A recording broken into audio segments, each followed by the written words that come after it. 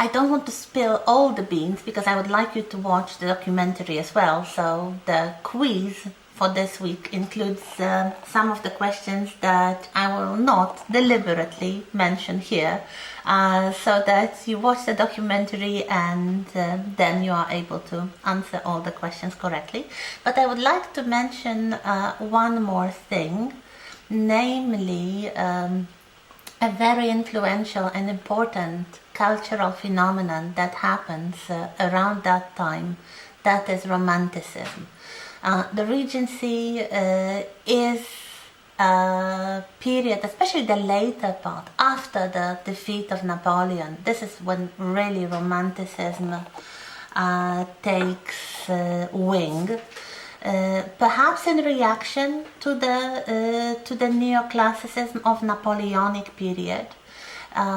People want something different. Napoleon was so much identified with neoclassicism, with the Greeks and Romans, with those vertical gowns and elevated waistlines, that after he is defeated, people, especially in England, they want to move very far away from this kind of aesthetics. Also, they are tired with long war. They don't want any elements that remind them of the military. And this was quite visible, mostly in male fashion of the early years of the 19th century.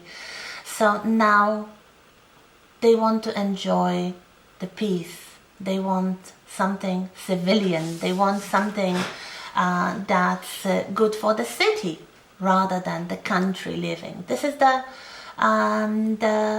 first style that really consciously probably relates to the middle class. In England it's usually called just Romanticism. On the continent you can find the word Biedermeier, which is a similar period, which is a kind of peaceful bourgeois style of fashion, of the interiors, influenced by Romanticism. So especially if we look at the English Romanticism, we have the poets. We have the first generation of Wordsworth and Coleridge, who are very closely connected with the Lake District, for example. They were among the people who popularized the Lake District and the picturesque of the Lake District. Then we have Byron and Keats and Shelley. And of course Lord Byron was a larger-than-life figure, again a great scandalist, a rich aristocratic boy. He actually had a seat in the House of Lords, who wrote poetry, scandalous poetry that everybody was very willing to read, who involved in all kinds of scandalous relationships. There were rumors about him. Some said that he was bisexual, some said that he had an incestuous relationship with his own sister. He married, but he mistreated his wife and basically abandoned her. He traveled extensively. In fact, he died abroad trying to help in the Turkish Revolution. So we have this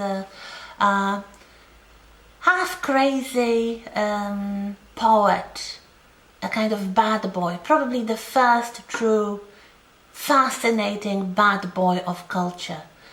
One of his lovers said that he was mad, bad and dangerous to know. You may remember this woman. She was the wife of the future great politician and the great mentor of Queen Victoria, Lord Melbourne, Lady Caroline Lamb.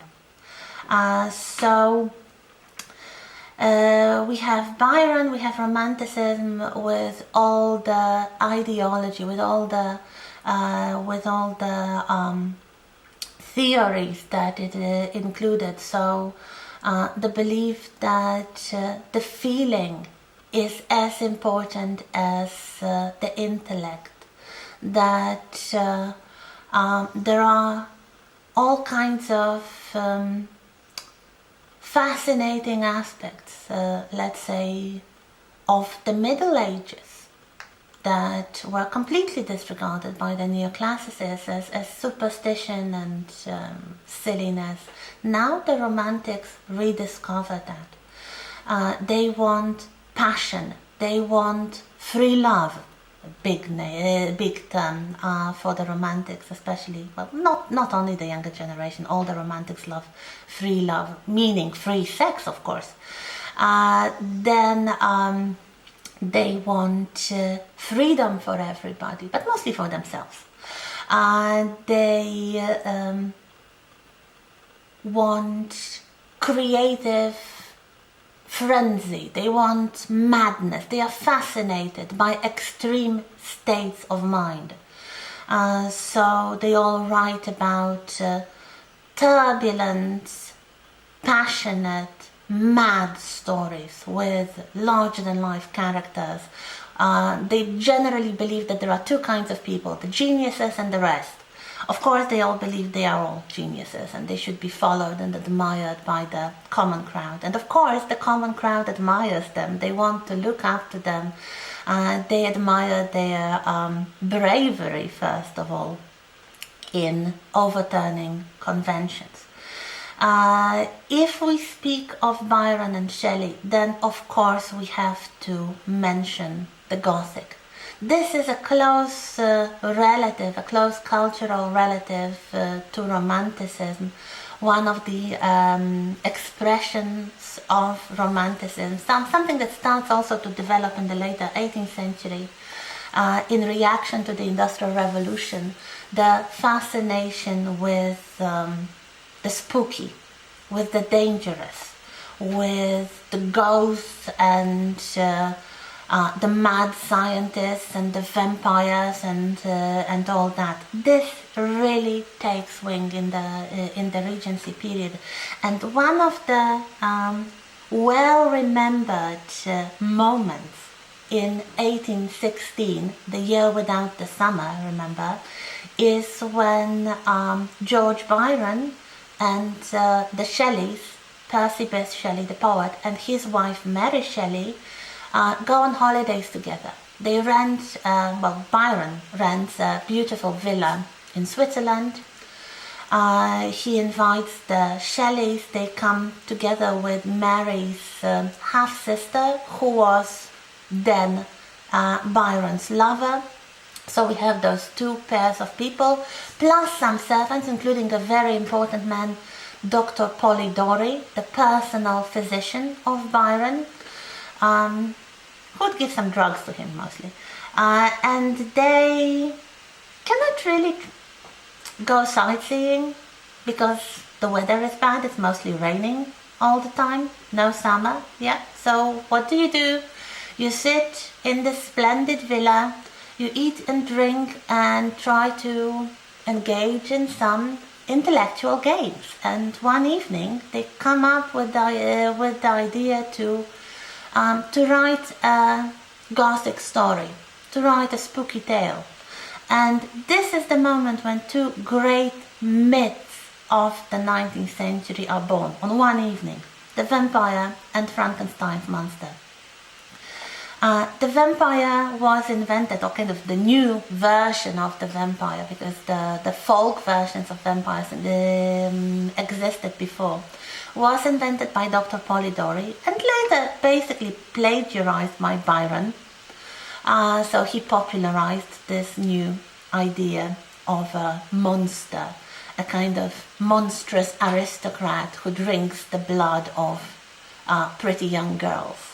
This is something that Bram Stoker will later elaborate on in the late 19th century, so it really takes a long time and some cultural development. But it starts on this night in Villa Diodati. And Mary Shelley writes the first draft of her novel Frankenstein, about a mad scientist who wants to create a perfect human but ends up creating what he calls a monster. So that's Regency for you. That's Romanticism. Of course, when Victoria comes to the throne, all the exuberance and the extravagance and the scandal of the Regency period will very quickly go out of fashion, to put it bluntly. Victoria will come to the throne after the wicked uncles, the bad, mad and promiscuous uncles. So she will try to bring some morality and respectability back to the monarchy. But legacy of Romanticism will, as you will see later on, influence the Victorian worldview, the Victorian way of seeing, well, society and people and the human mind. So that's it. So you have a bit more watching this week, and the quiz is slightly longer. And next time we'll talk about the social classes in the 19th century.